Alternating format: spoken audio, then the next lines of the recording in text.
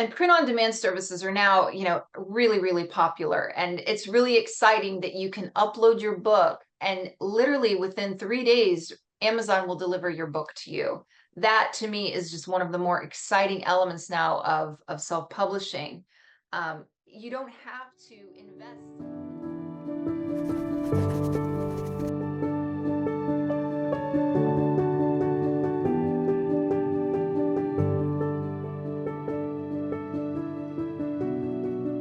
Welcome, everyone. Thank you to everyone for attending tonight's presentation, Self-Publishing Success Strategies.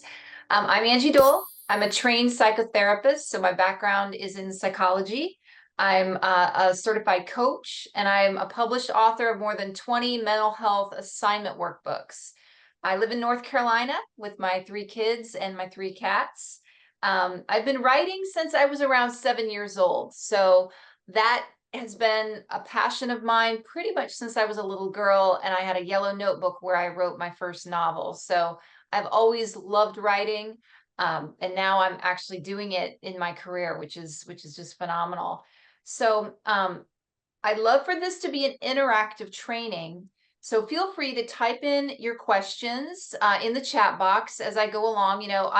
As I said, you can just pop in a question whenever you would like to. I can unmute you, or I can just answer your question. So feel free to just, pop questions in as we go, and you can feel free to interrupt me. I'd like to keep this, really casual and present some really helpful information in the time that we have tonight. So I'm not sure where you all are on your publishing journey. You should have, or you will receive, a 44-page PDF workbook that I put together. It's jam-packed with a lot of information. And of course, I'm not going to cover every single element because there's a lot of information, a lot of links that might be helpful for you. So just you can take a look at that during this training or after. And maybe Ty can share my contact information. If there's something specific you have questions about that you're, really unclear about, you can always reach out to me through email and ask questions after this training. Okay, so here we go. And like I said, just feel free to type questions. I'll see them pop up as we go. Okay, so as I said, I'm not sure where you all are on your self-publishing journey, but I'm just going to kind of start with some basic information. What exactly is self-publishing? So an author publishes their work independently without the involvement of a traditional publishing house. You, as the author, are responsible for everything: writing, editing, designing the cover, formatting your book, marketing and distribution. And of course, along the way, you can hire professionals to help you out in any one of those steps. And it can get rather expensive. For example, if you hire a professional editor or if you hire someone to design your cover. But otherwise, in self-publishing, you're responsible for every step of the way, basically. It can be done through various platforms, both in digital and print on-demand formats. So what are the benefits of self-publishing? Basically, you have creative control. You have full control of the content design, the overall presentation of your book, including the ability to make changes any step of the way without approval from a publisher. You also have the ownership rights. You retain all of your rights to your work, and this allows you to make decisions about future editions, translations, adaptations, and any other form of derivative works that might arise from your book. I'll just kind of go through the slides. These are just kind of a summary of what we're going to be talking about. As I said, you have the creative control and ownership rights. So you have the freedom to basically do what you want to do with your book. So you can make any changes. So for example, if you've published a book on Amazon and you want to make revisions to it, you can pull that copy down, make the revisions that you'd like, and then upload it once again. You also retain all the rights, as I mentioned. You also receive higher royalties. There's more of a global reach. So self-published authors typically earn a higher percentage of royalties from sales compared to traditional publishing. So for example, Amazon offers up to 70% royalties on eBooks, whereas a traditional publisher may only offer 10 to 15%. And again, royalties, those percentages shift and change depending on a lot of different factors. Digital self-publishing platforms also allow you to reach a global audience, so you can make your book available in multiple countries simultaneously, expanding your potential readership. Speed to market is one of the greater benefits because self-publishing allows you to bring your book to market much faster than traditional publishing, which can take a year or even more than that. Once a book is ready, you can publish it in a matter of days, even hours. It's a very quick process. And niche markets where self-publishing is ideal for books that cater to niche markets or specific interests that may not be considered profitable by traditional publishers. You can connect directly with your target audience, especially if it's a very kind of niche market that, say, for example, you're writing a book on, I don't know, building model cars or something, and it's a very specialized type of book. You can target your audience and reach out to them directly in order to promote your book. So you can also market directly, as I said, directly to your audience, building your personal brand and engaging with your readers. You can receive feedback from readers that can be quickly incorporated into future revisions or new projects. And that's, again, that's a really nice benefit because you can have that kind of person-to-person, personalized kind of communication with your audience through personalized marketing efforts. With a traditional publishing house, you wouldn't necessarily have that. You can create opportunities for readers to provide input and suggestions for your writing. So, for example, you can offer them advanced reader copies, and you can implement those direct marketing strategies in order to really establish a loyal reader base and ultimately, hopefully, increase your book sales. And print-on-demand services are now, really, really popular. And it's really exciting that you can upload your book and literally within 3 days, Amazon will deliver your book to you. That to me is just one of the more exciting elements now of self-publishing. You don't have to invest in large print runs. So back in the day, with a traditional publishing house, a lot of times authors would have boxes and boxes of books that they would have in storage. And I've known many authors who had a lot of extra copies of books that they weren't able to sell and they were just sitting in storage. So print on demand allows you to have a book online, and when someone orders it, the book is printed and it's shipped directly to them. So they're printed as they're ordered and reducing your financial risk and again, storage costs, because like I said, I've known authors with actual, they've rented storage facilities or their garages are filled with boxes of books. And that's something, of course, that ultimately you would want to avoid. You can also offer multiple formats. So basically, you publish your work in multiple formats, including eBooks, paperbacks, hardcovers, and audiobooks. Again, it increases accessibility and sales potential when you have the ability to do that. And in your workbook, I describe the differences between traditional publishing and self-publishing in much, much greater detail. But I just wondered, does anybody at this point have any questions? I'm just going to check the chat. I mean, this is pretty basic information. And I'm sure you all are pretty much aware of the differences. And I'm just checking the chat just to make sure there's no questions. And then we will.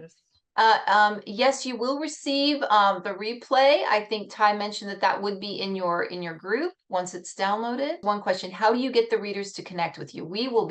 Mary, we will be going over that in just a little bit. And then Sharon says print on demand sounds great. It really is. And I will tell you, as a test run a couple months ago, one of my books, I actually work with a publishing company for my mental health books, and we decided to upload one of my books onto Amazon just to get sample copies, just to see the quality of the book that we received. And it was exceptional. We were very impressed by just the look, the feel of the book. It was just a really well done, high quality paperback book. So, okay. All right. And we're still admitting some people. And again, you will have access to the recording in case you're coming in late. You'll also have access to the link to the workbook that I created that goes along with this training. And let me just close the chat box. Okay. Okay, so the first step as we get into sort of the nitty-gritty is preparing your manuscript. This, of course, is basically the first step. So before you print your book, you have to create your book, obviously. And preparing a manuscript for publication involves the writing and editing stages. You're ensuring that your content is polished and professional before it reaches your readers. So here's basically, this is just kind of an outline of the steps involved. You will start by writing. And that for many writers is kind of the hardest part, is sitting down every day and actually spending time writing. And I suggest carving out time, whether it's the moment you wake up in the morning, you immediately start writing, um, or you could carve out time around lunchtime, the middle of the day. For me personally, I like to do my writing early in the morning. I feel I'm more productive, I'm more focused. But it's really any time that works for you, and it will fit into your schedule, and you can remain consistent and committed to that. It's like scheduling time to go to the gym or scheduling a doctor's appointment. Just put it in your calendar and schedule that time to sit and write. And I think that's really the biggest hurdle many aspiring authors need to kind of overcome, is making the time to write and actually finish their manuscript. So you will start by writing the initial draft. You'll focus on getting your ideas down without worrying too much about perfection. So this is really the creative phase. The goal is to produce a complete story or text. Whether you're writing fiction or nonfiction. I mean, obviously nonfiction, I typically start with an outline. So I often start with my table of contents because I write, and I would love to write fiction, but as of now, I've only published nonfiction workbooks. So I start with my table of contents. That's my very first step. And then I build my book around the table of contents. So I have an outline of my ideas. I've got the table of contents established, and then I start to flesh it out. And I start to kind of build it around my table of contents. Let's see. So after you complete your first draft, I suggest setting it aside for a few days or even a couple of weeks. Returning to it with fresh eyes will help you identify areas that really do need improvement.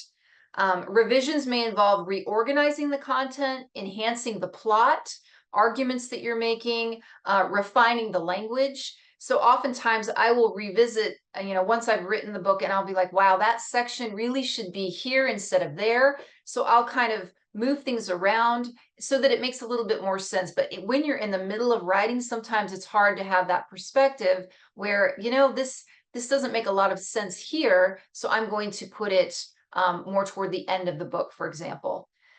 So you will begin then by self-editing, by looking for grammatical errors, typos, and inconsistencies. So pay attention to your sentence structure, the pacing of the book, and the overall readability. You can use tools like Grammarly or Hemingway. They can assist you in identifying common issues. I personally pay for the professional version of Grammarly. I've tried Hemingway.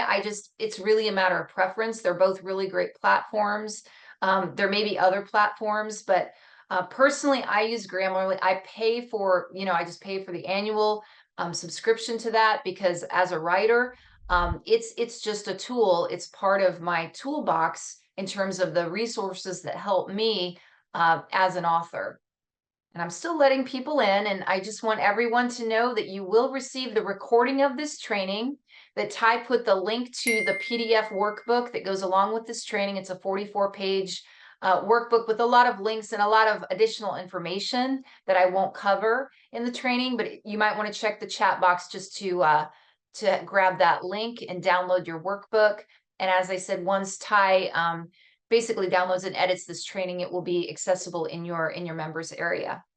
And I just want to welcome everyone who has kind of popped in. I appreciate you showing up tonight. And you will receive a copy of the workbook that goes with the training, and you will receive the recording in case you missed the beginning. Okay, so next is deciding whether or not to hire professional editors or proofreaders. This depends on several factors, including your budget, because I will tell you, I've done both. I've hired, well, not me personally, but the publishing company that I write for has hired professional editors to go through several of my books, and I will tell you, it can get very, very pricey. It can be, especially if you hire an editor that is a professional editor, that they have experience, they know what they're doing. It can be rather expensive. So it really does depend on your budget. your own writing skills and your familiarity with the editing process itself. And because there are different types of editors. The first type is the developmental editor. That editor focuses on the big picture, including the overall structure, plot, character development. They really help with the story's coherence and flow, ensuring that the manuscript works as a whole. So, for example, some of the big name authors who have deals with the big publishing houses, they have all of these editors. Their publishing house provides them with all of these different editors that I'm referring to here. The next one is the line editor. So a line editor concentrates on the style and flow of the text at a sentence and paragraph level. They improve the readability. They ensure the language is clear, concise, and engaging. The copy editor focuses on grammar, punctuation, spelling, and consistency. They ensure the text is error-free and adheres to a specific style guide. So you may use, for example, the Chicago style guide, or there's the APA style guide, which is what I typically use since I write for in the field of psychology. So there's different style guides that they may adhere to. And finally, you could hire a proofreader. And that final check before publication is key. This focuses on any minor errors that could be left over, such as typos, any punctuation mistakes, any formatting issues. Proofreaders really ensure the manuscript is polished and professional. And you may notice, even in books that are produced by the big publishing houses, occasionally you will see typos. There will be little errors, and you're thinking I think to myself, wow, there's probably 5 or 6 different editors that went through that manuscript, yet there are still little maybe typos or errors. So it again, for those in the self-publishing arena, it's not necessary to hire all of these types of editors. These are just the types of editors that are out there that are available. When I first started in professionally, I thought there was only one type of editor. I really didn't have any idea that there were so many different types of editors. And really, you know, it is a profession that is very meticulous. We received manuscripts back. There was one author that we worked with in particular. She wrote a really excellent book on PTSD, but when we received the manuscript back from the editor, it was just almost every line required changes. And this was about a 300-page workbook. And this author was very upset because it was up to her then to go back and make the revisions, make the changes, and she refused to do it. So I was asked to then go through her manuscript and make all the changes that the editors had suggested. And sometimes authors, you know, they can do that. They can refuse to go back and make those changes, and then they can hire somebody else to actually go through line by line. And it took me several weeks to get through that manuscript and make all the changes that the editors had suggested. But it ended up being, you know, an excellent book. But it's such a meticulous, headache-producing process to go through and edit and proofread. So again, as a self-publisher, you may do all of this yourself. You may have a friend who can be a second set of eyes that can go through it for you. But if you are going to self-publish and you would like to have a polished quality book in the end, it is a good idea to have at least a couple of different people who have some background in editing go through your manuscript for you and provide you with feedback. And again, it's nothing personal, because again, when we're in the midst of it, when we're in the weeds, it's really hard for us sometimes, if we've read a paragraph 6 times, to pick out, you know, something that maybe doesn't quite gel or make sense, or even typos. We can completely overlook them. So did anybody have any questions so far? I'm just going to check the chat. I get inspired in the middle of the night. That's what Sharon says. Yeah, I mean, that's a phenomenal time. If that's when you're inspired and that works for you, go for it. It doesn't really matter what time of day, as long as you're consistent and you make the commitment and you find the time. Like I said, you schedule in that time for yourself. All right, so another option you can choose is to share your manuscript with beta readers or writing groups. You can consider their feedback carefully and make any necessary revisions. And again, these are not necessarily professionals. Beta readers, and there are many, many, many out there. And in the workbook that I've shared, there are some links on how to find beta readers or writing groups. There are many, many volunteers out there who would be more than happy to provide you with feedback, So you can share your manuscript. They may point out, plot holes, character inconsistencies, areas that might be confusing. They offer you constructive criticism from the reader's perspective. So that helps you refine your manuscript so that it's a little bit more readable. Maybe, again, these are not professionals, and you can choose to share your manuscript with as many people as you'd like. But they can potentially provide insights that will improve the overall quality of your manuscript. Um, Having another set of eyes, again, reviewing your work ensures objectivity. Editors and proofreaders can provide unbiased feedback, which is vital to refining your manuscript. These are all time-consuming tasks. Sometimes we feel like the writing is what takes a long time, but I would suggest that maybe it's the editing, the proofreading, the sharing the manuscript, allowing the professionals and the non-professionals to review your manuscript. That also takes a lot of time in this process. Well beyond, this is before you even go to publish your book. So if you decide to choose a professional, you will want to look at several factors, including their level of experience, how much they're charging. Like I said, it can run you one of the books that I had professionally edited. It was, I think the editor ended up charging $4,000 or $5,000. It can be extremely expensive. So I would shop around, depending on your genre. If you're a nonfiction or a fiction writer, you would want to choose a professional that is familiar with the conventions and expectations of your target audience. So you would not want to hire a technical editor to edit your maybe your romance, your fiction novel. It wouldn't be a good match. You would want to check credentials, including any relevant certifications or degrees, membership in professional organizations such as the Editorial Freelancers Association, the EFA. They can be a good indicator of qualifications. And again, I've got all of these links and these resources in the workbook. You might want to ask for references or samples of their previous work. It will give you an idea of their editing style and the quality of their work. I remember once we hired an editor who she claimed to have experience, but when she sent me the manuscript back, there were no markups. I think in a 250-page manuscript, I think she made 2 suggestions.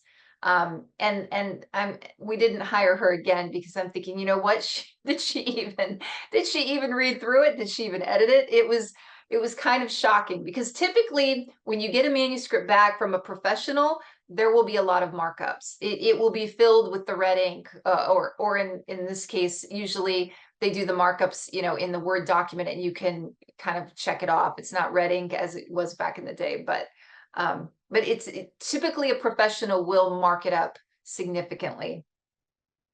And again, you have to determine your budget and get quotes from multiple editors or proofreaders, and really be sure to clarify what services are included in their fees to avoid any misunderstandings. So they may offer you a fee structure that only includes 1 or 2 read-throughs. So they may only say that they will go through it once. But it's important, once you fix what they've suggested, that you can send it back to them so they can go through it again. So you'll want to clarify exactly what their fee structure includes.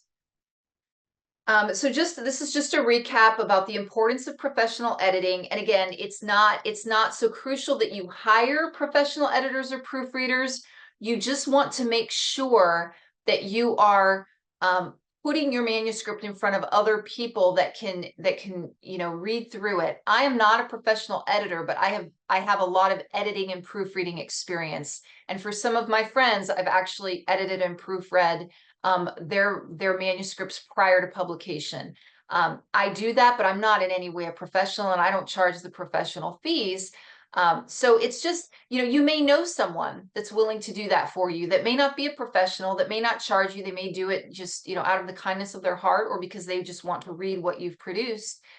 Or again, depending on your budget, you may be able to hire somebody that will really be very thorough. And ultimately, in the end, it's really about having a polished manuscript that's ready for publication. Okay, so again, this is just kind of an overview of what we just talked about. Again, these are just the types of editors.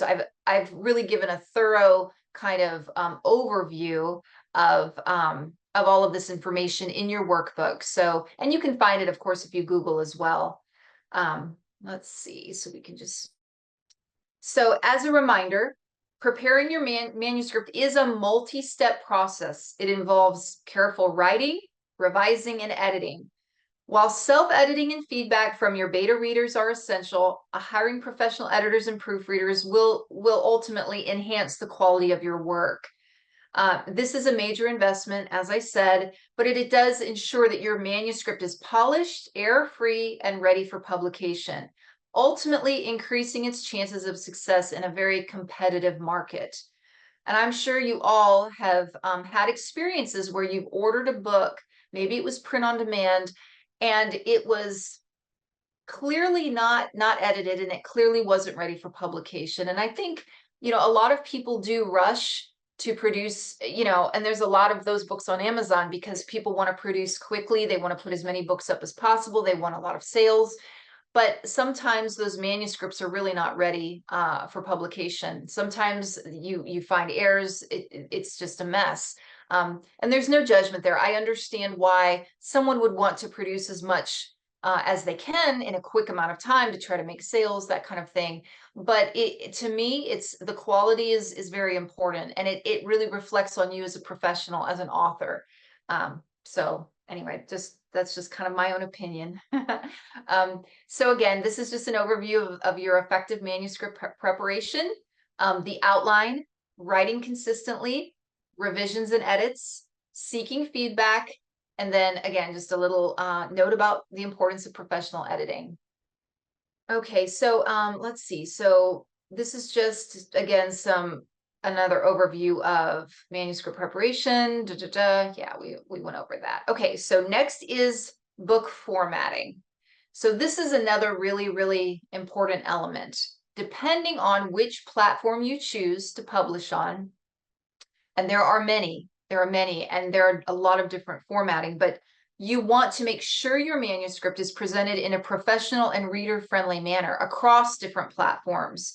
Proper formatting enhances the reader's experience, whatever form your book happens to be in. So a digital book, like a Kindle book, is going to look different than your book as it's printed, a print-on-demand book, a paperback, obviously. So there's a lot of different elements that you're going to want to consider. And in your workbook, again, I included a number of different formatting platforms, tools, and software with links. So take a look at the training workbook that is included in this training. I've included a number of resources, too many to put on the slides, but I included links. There are many, many options out there.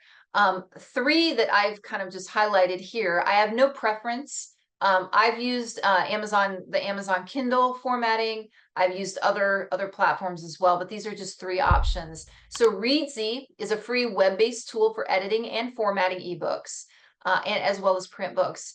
It offers automatic typesetting, collaborative editing, and you can export it in different forms. Caliber is another one. That's also a free open source ebook management software with formatting capabilities, and it's widely used for conversions and organizing ebooks. It supports many, many different formats, and it allows basic editing and formatting adjustments. So again, you may not want to rely on one of these platforms for your editing and proofreading, but they do have those elements. So that is helpful. Atticus simplifies formatting for ebooks and print books with a very user-friendly interface. So you also want to choose a platform that you're comfortable with. If it's not intuitive, if it's not user-friendly, if it's so complicated that it takes you hours just to figure out how to use the platform, you may never get your book published, or you may have to hire someone to help you. So, but again, there are many tools available that are out there that are very intuitive, they're user-friendly. Again, Atticus, it supports different formats, and it provides tools for customizing layouts, fonts, and other design elements. So these are just three examples. And in the workbook, as I said, there are a lot of different links to different platforms. And oh, I'm so sorry, Lindley. What are beta readers, please? I apologize. I should have explained that. A beta reader is just someone like you or me. It's just somebody that gets an advanced reader's copy. So it may be a rougher draft of your book.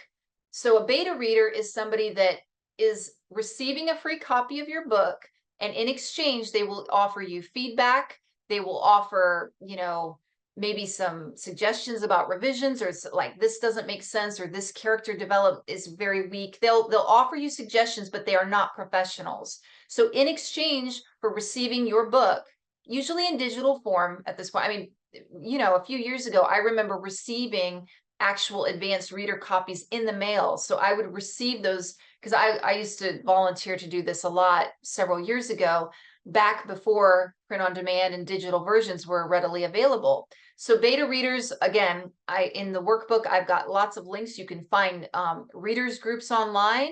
There are lots and lots of people that will volunteer to read your book, give you feedback.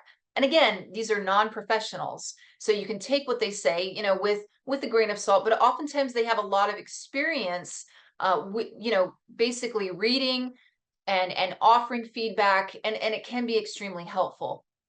And you're getting that feedback from a reader's point of view.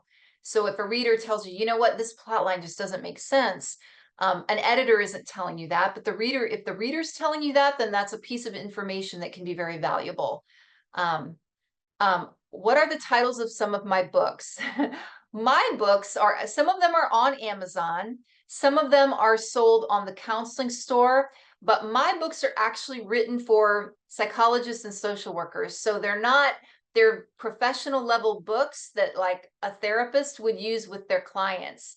So I've created, and some of them they're more like self-help books, but many of my books, and I can actually, maybe I can, at the end, I can put some links to a couple of my books just to give you an idea of how some of my books look, and I'll put them in the chat. So if you guys wanted to look at my books, you can just I can give you the digital link. But I have, like I said, they're all based in the mental health field, my published books. So they're not really written for non-professionals. They're written for psychologists who then share the materials with their clients. So just to be clear, I would love to write and publish like a fiction, like a mystery, like a cozy mystery or something. But so far, I have not written fiction, but that is sort of my life goal. Okay, so is it okay to share the booklet with writer friends who could not make the Zoom meeting? It's 8:30 a.m. on a Sunday morning here. Absolutely. Feel free to share it with anybody you wish, as long as it's okay with Ty. Let's see. Okay. Oh, Lindley said you worked it. Okay. All right. So I just wanted to check to make sure there weren't any questions. All right. Let's see. Okay. So we're done with formatting. And again, when you are creating a digital version of your book, formatting is very, very important. You've got to make it readable depending on the platform. So for example, if you're using Barnes and Noble as you're publishing, their formatting might be different than Amazon's Kindle, KDP, for example. So it really depends what platform you're using, where your book's going to be sold. There's a lot of different elements. And again, I get into all the nuts and bolts of that in the workbook. Okay. All right, so next, this is one of my favorite topics, the importance of book cover design. Okay, so a book's cover, obviously, is the first impression it makes on potential readers. It plays, I think, a vital role in its marketability, overall appeal. A well-designed cover can attract attention, it conveys the book's genre and tone, and ultimately, it influences purchasing decisions. And psychologically, we know, let me just admit someone's coming in. We know that we do judge a book by its cover. And we've all, kind of scrolled through Amazon looking at different books, and it's very, very clear, usually, the book covers that are DIY, do it yourself, the author has probably created themselves, versus the ones that have been professionally designed. And fortunately, now there are incredible tools such as Canva where you can create a very, very professional looking cover on your own with very, very little time and effort. And again, in the workbook that I've provided, I've got lots of different links regarding cover design. So most important, the first impression matters. A professional cover instantly communicates quality and credibility. It can make a reader stop, take a closer look, which is the first step in convincing them to pick up or purchase your book. And again, I have had experience on both ends of this. With some of my books, the head of the publishing company that I write for, we have hired professional cover designers, and the man that I work with, he's designed some covers himself. There is a vast difference between the professional covers that were designed by someone who really knew what they were doing, and what this person designed. And again, sometimes it doesn't really matter to me, because it's kind of like it's his publishing company, so what he says goes sometimes.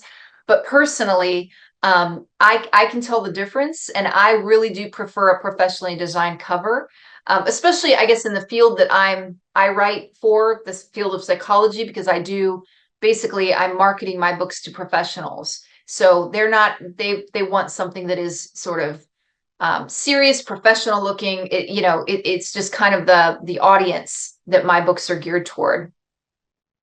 The next one is genre signaling. So the cover should clearly signal the book's genre.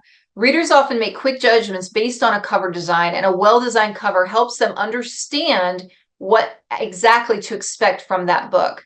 And I'm just letting in a few more people. I just want to let everyone know, thank you for showing up to this training. If you're a little bit, a few minutes late, it's not a problem. You'll receive the recording of this training, the link to the workbook that goes with this training, and it's 44 pages, so there's a lot of information, a lot of links. Ty put it in the chat box, so just look for that link in the chat box, and look for the recording whenever he adds it to your group. Okay, so let's see. And branding. So consistent and professional cover design really helps build a recognizable brand, especially if you're writing a series or multiple books. This really does help build a loyal readership. And I'm thinking of a fiction author that I follow, and she has a series with the same characters, and all of her books are black, white, and red. The covers are different, but they use the same fonts, they use the same color scheme. So when she releases the next book in the series, I see it, I'm like, yeah, this is the next book in the series. So in my mind, based on the covers alone, I know that that's the next book in the series, because she's using kind of the same design elements, colors, font, that kind of thing. So if you are writing a series, you may, and I'm sure you're all aware of especially in the fiction genre, you can tell an author is writing a series because the covers do have the same look, oftentimes the same colors, the same fonts. I'm sure you can think of a series from the same author as an example. So, okay. And then marketing. A compelling cover can be used in your promotions, your social media posts, any advertising. A good cover really enhances the book's visibility and appeal. And a high quality cover reflects professionalism of the content that's inside the book. It suggests that the author has actually invested time and resources into producing a book worth reading.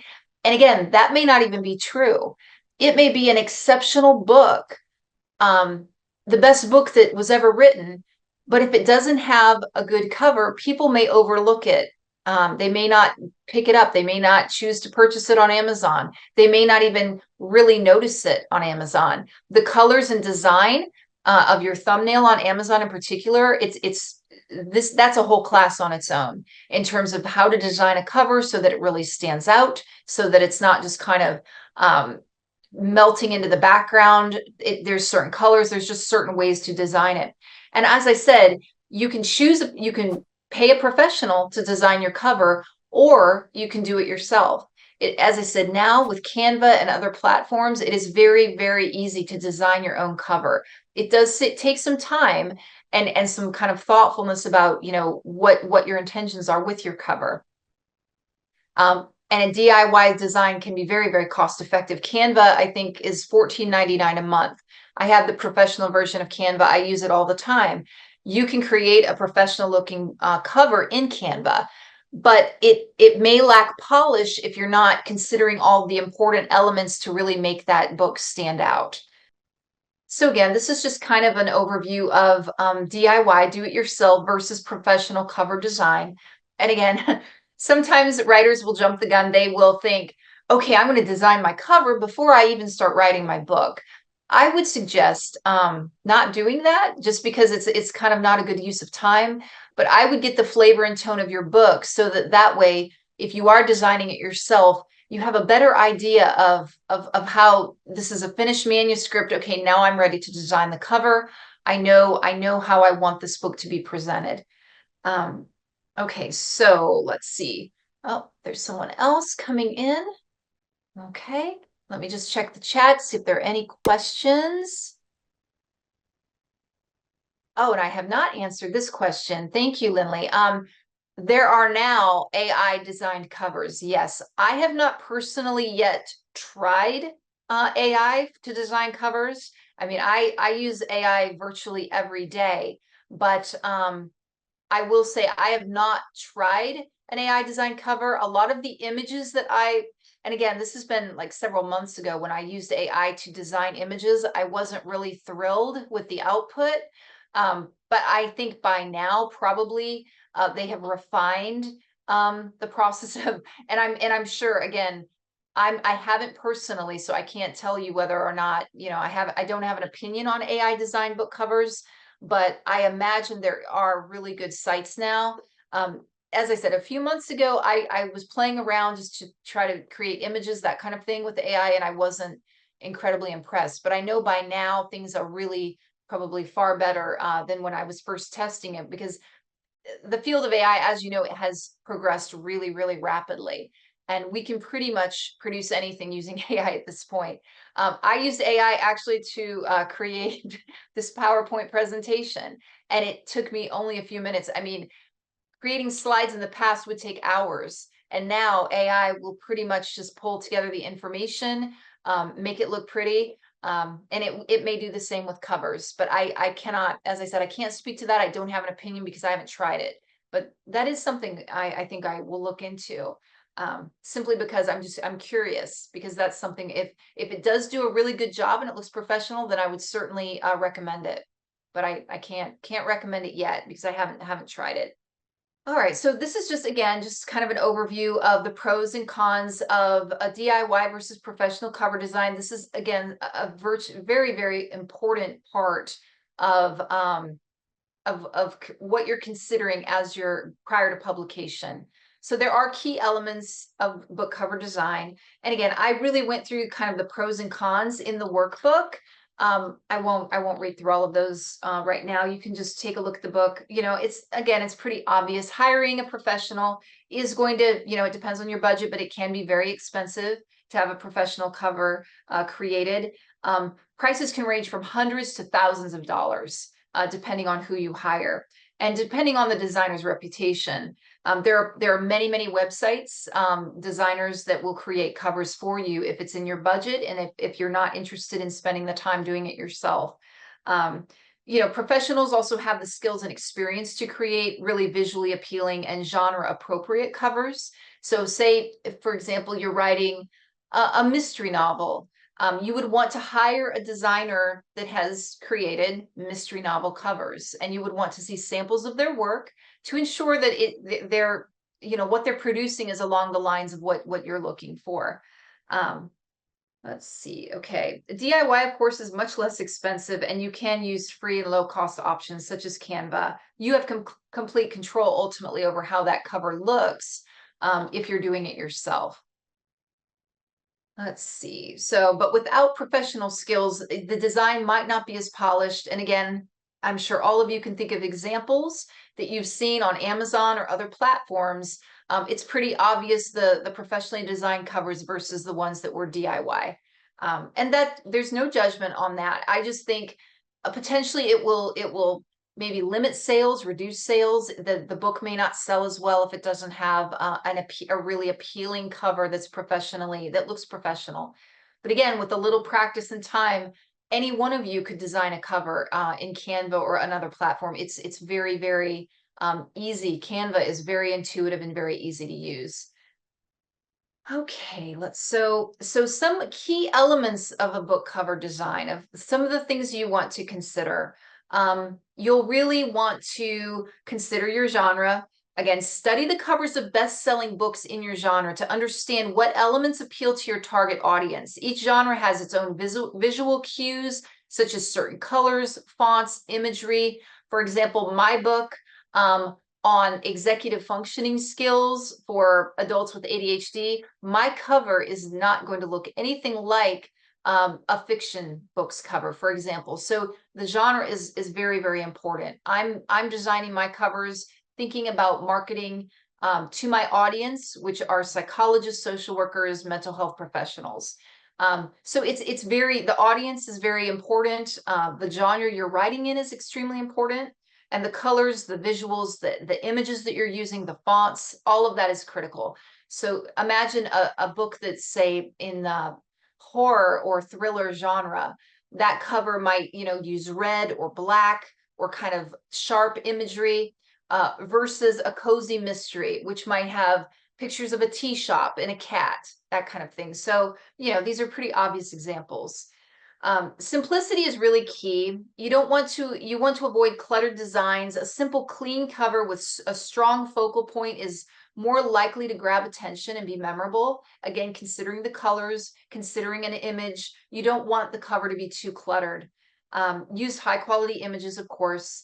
Any images or graphics must be high resolution. You don't want pixelated or blurry images that make your cover look unprofessional, particularly on a digital platform. Typography matters. You're going to want to choose fonts that are readable and appropriate. It's very difficult if a font is hard to read or if it's very, very light. You just don't want to use too many different fonts. You just want to stick to one or two complementary fonts that are easy to read. And consider too, if your cover is on Amazon, it's a very small kind of a rectangular, kind of design. So you want to think about that as well. In different sizes, is my cover easy to read or does it look kind of cluttered?